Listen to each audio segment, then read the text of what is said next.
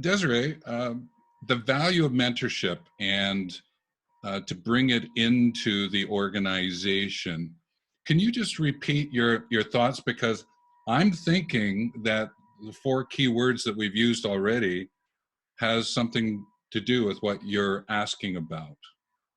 A lot of the empathy and connection and those types of pieces. Yeah, and so what we're looking at is how to bring people into understanding a value of mentorship and interpersonal connection if it's something that they're personally resistant to, don't see value in, or they don't have a deep awareness of what that true definition is. So they think they're doing it, but it's on a very surface level. So engaging those people to go that step deeper and really be delivering and wanting to be part of a program like that. So others jump in.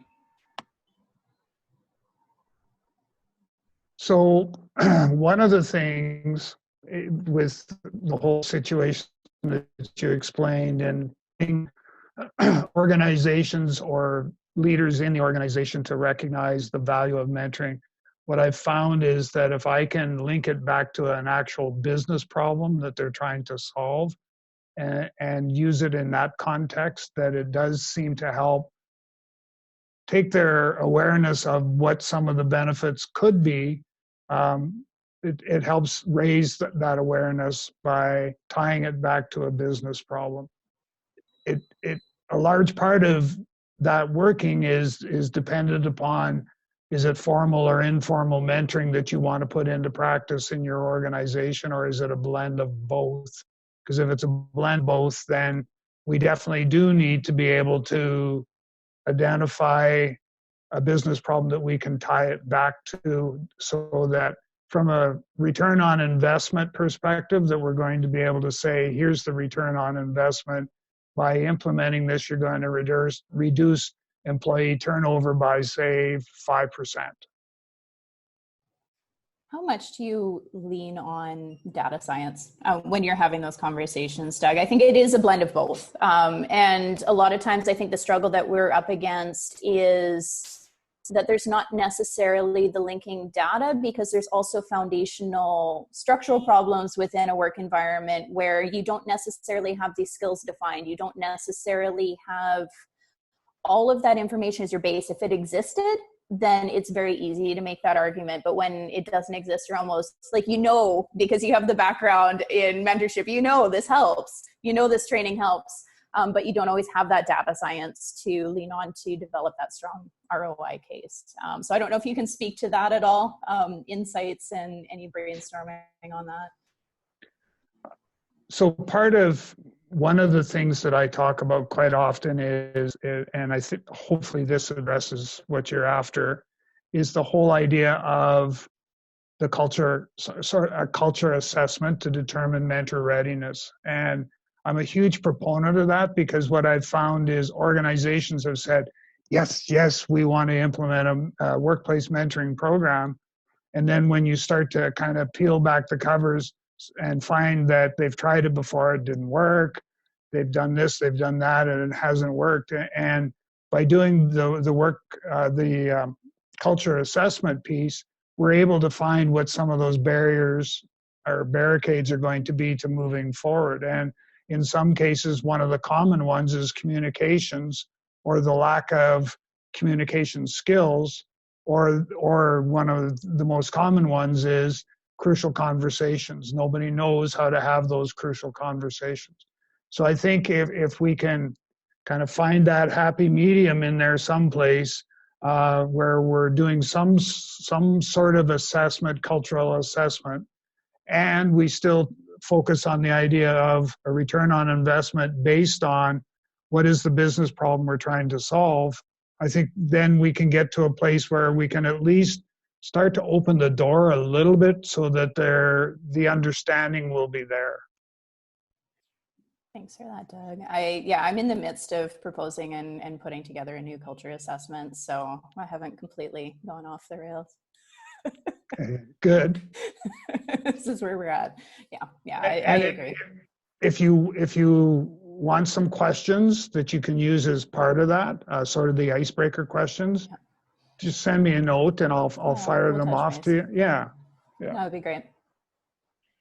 Doug, I really liked what you said about leading with the cultural assessment, because to me, a cultural assessment starts to really underpin the beliefs in the organization. What does the organization really believe to be true? So when you're trying to get to the outcomes, and lots of organizations, particularly with agile thinking, very outcomes oriented, outcomes and key results. So the need to do the cultural assessment, to understand the environment, the ecosystem of belief, because belief is what's going to actually link your leading indicators to your lagging indicators before you can actually measure those true outcomes. And so it's the thing that really buys the time in some ways, I think, to help mentoring prove itself out, because it's not like it proves itself in the first 2-week sprint. It's going to take some time, and it's going to have forward steps and backward steps, and then still be able to move on that continuum. So being able to do that cultural assessment, building the belief, establishing the leading indicator and then the lagging indicator, so that you can actually pull forward some of the data points that help you sell it in a broader way post a testing or experimental time. That's a really powerful link for me. So thank you for putting all those pieces together in my mind, Doug and Desiree. Yeah, and I'll jump in here as well. As I've written books about workplace culture, and I have done it from an adult education perspective. My doctorate work was the development of a 10-dimensional learning framework for adult educators. And so I've played around in this world for quite a bit. So I agree with what everyone is sharing, and I have my own form of it. But really, I'm going to come back from another angle that I have learned, which is to define the terms and concepts and then agree on the terms and concepts before you move forward. And with mentoring, often there are the myths of mentoring that get in the way of mentoring. And I'll use one, sort of two images. And Doug and I have had many conversations about this. Okay, the older person sitting down, cross-legged, willing to share what's ever going on, and then we start talking about reverse mentoring. Someone younger and who we're going to reverse on. We need to take out the whiteboard eraser and go, okay, let's clean all of this up at this point in time, and let's look at what is mentoring and how are we going to put that into play. Because once we do that, then we can start to understand the value that it's actually bringing. And one of the phrases that I use quite often is the mentee, protege, learner, tapping into the lived experience of the other person, called the mentor, through questions. And when you start to take a look at it from that perspective and you help people to understand the terms and concepts, it's this words version that needs to meet the numbers version to find how they complement one another. Okay. Much of my culture-based work, I can come back to, it's a common number, all right? It's either 36, 37, or 38 when I do it, and it's across all industries. It's amazing that it falls into, and I won't go into all of the interpretation, but it's like out of 100. So I had one group tell me to take a hike, a major organization, because they didn't like the number 37. And I said, why? Well, you don't pass at a 37. And I said, I need to help you understand something that's going on here. But they took this number and they kicked me to the curb when I'm doing this really beautiful work with all the people who had opened up and all that. And it was because of that old myth. I'm using that old myth of numbers in schools, but I'm also talking about the myths of mentoring and how they're influencing what's going on. So I wanted to give that counterpoint as well. So others? I've had more conversations than I can count, being told words don't matter, but then all of a sudden those definitions matter. So yeah, I agree. It's a very, very important component to everything. But also to get the agreement. Yes. Yeah. That's the work, right? Like that's the part, is if you can get the agreement, you get the buy-in at that point. But Right. if you're up against that wall, then that it does become a huge blocker in the language that you're using, or the value or the theory that's underpinning that. Yeah, because for me, culture is about human interactions and the artifacts that result from those interactions. And words are what I go to find out and get them to understand. The words that you're using is what is actually getting in your way more than anything, right? So, yeah. So just from this day forward, excuse me, from this day forward, the words reverse mentoring shall no longer exist. And so it shall be proclaimed. Gone. It's true. So it shall be. It assumes hierarchy, right? And we're up against a hierarchy-based culture, hierarchy-based organizations. Anything that continues to support that train of thought really removes people from interpersonal learning or connection, or whatever the case is.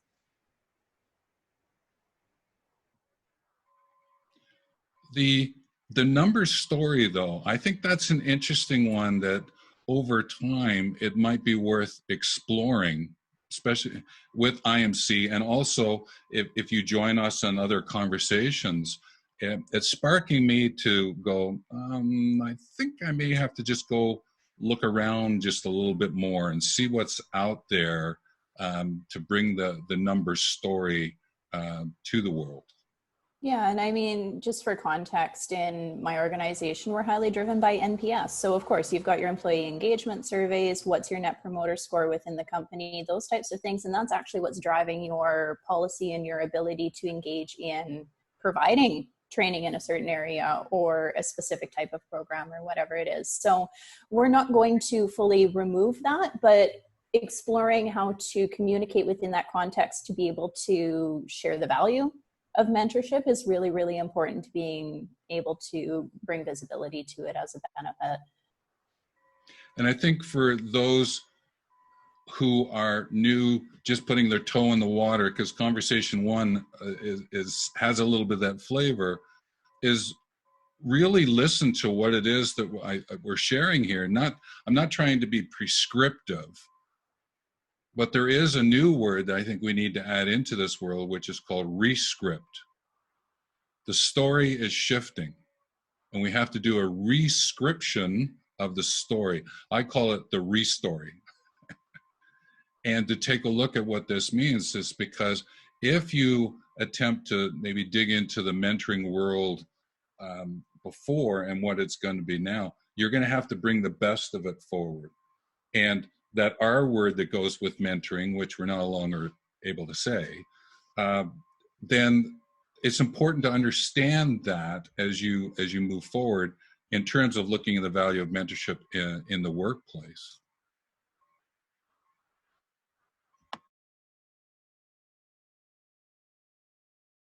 We go to quiet, and I'm not. That's all the deep thinking there's that everyone's just like, now I need to reflect on that for a little while. Well, that's great, Yvonne. But in terms of your work, Yvonne, in answer to this, have you found where you've had to play a bit of the number game in explaining what mentorship is about? Well, more where I've been focused is, I mean, the ROI of change management has been a challenge for the industry for a long time. And so to me, that even becomes more challenging when a component of it, like mentoring, then you try to find the ROI of mentoring. And even to Desiree's comment about the net promoter score, I find that organizations say they support an outcome, whatever that is, net promoter score or some measure of employee satisfaction. And yet then when you challenge them on that or help them explore through mentoring conversations or some other type of cultural assessment discovery components, their commitment to that, true commitment, as in, okay, so what you're saying is that if this number moves and the other numbers don't, you're okay with that because this is your, well, no, we couldn't do that. We have to have this and this and this and this and this. So then by the time that you actually try to measure it, you really haven't set priority because you're measuring everything anyway. So how do you help people through that mentoring conversation to underpin their own level of commitment and allegiance to that measure or how it plays out in their organization, understanding that saying yes to everything is really saying no to everything as well. So finding those places to pick your spots, drive hard, understand what that means in terms of not focusing on other pieces really is something that through a mentoring conversation, particularly of senior leaders, can be very uncomfortable for them, but in a very positive way. Well, I think there's another way to look at ROI, and I'm going to share it's return on learning plus return on educating plus the return on the integration of those two equals ROI. It's another way of looking at it. So it's the notion of the return on the mentee learning plus the return on the mentor educating, on the return of the integration of those two by what they do together to put into the organization is a return on investment because of mentoring. It's a slightly different kind of equation, and I think that there's some value there. I've been playing with it, but I haven't done anything with it at this point in time. But I'd like to have an opportunity to share that out. It's part of a mix of what I'm doing with these big mega projects I'm starting to work on and how to bring mentoring into it very quickly. And I'm talking mentoring mega projects like $1 billion and $10 billion, and how does mentoring fit into that? That's one of the things that I'm bringing to IMC to play with at the moment. So any thoughts about that equation or anything there?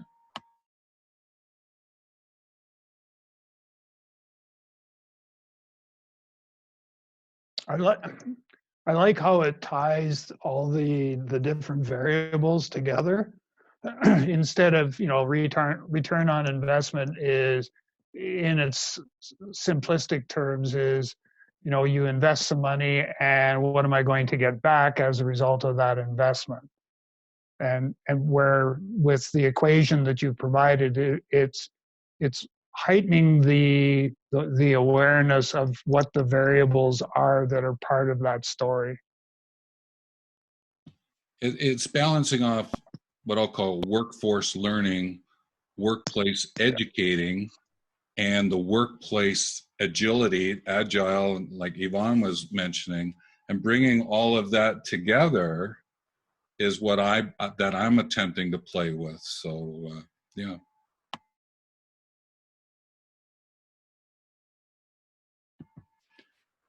I'm hoping that equation wasn't a close of conversation. It wasn't. I'm quiet because I think that makes sense to us. And I think that that's something that we're all on board with. As soon as you step outside of your realm of expertise and understanding, it gets complicated and everyone just kind of shuts down and they're like, it's pseudoscience. So there needs to be a lot of definitional and really prescriptive work around that to bring use cases in front of people that are making decisions on budgets, strategy, those types of things, before it actually is a concept that is usable in the industry, just because of all of the pressures that come with that. unfortunately. I mean, it's, you preach to your own choir and then it's like, yeah, but as soon as you step outside that realm, it's a little bit more challenging. I get that, Desiree. Yep. Because, you know, I walk in and I start chatting and I get going sometimes, and you get that little, right? You're being too academic. I don't know. We take it as common sense, right? We're like, this makes sense. And then it's so true. It's so true. All right. That sometimes you want to play, and I get a chance to play at the moment, so I'm going to play, and that's the great thing, is because in some ways you are serving as a mentor for me, the three of you, right? And that's great. And it's important work, like getting down to the, like, what is the, because there's our study, but then getting down to the messaging of how is that actually consumed by other people is that next step after that becomes really important.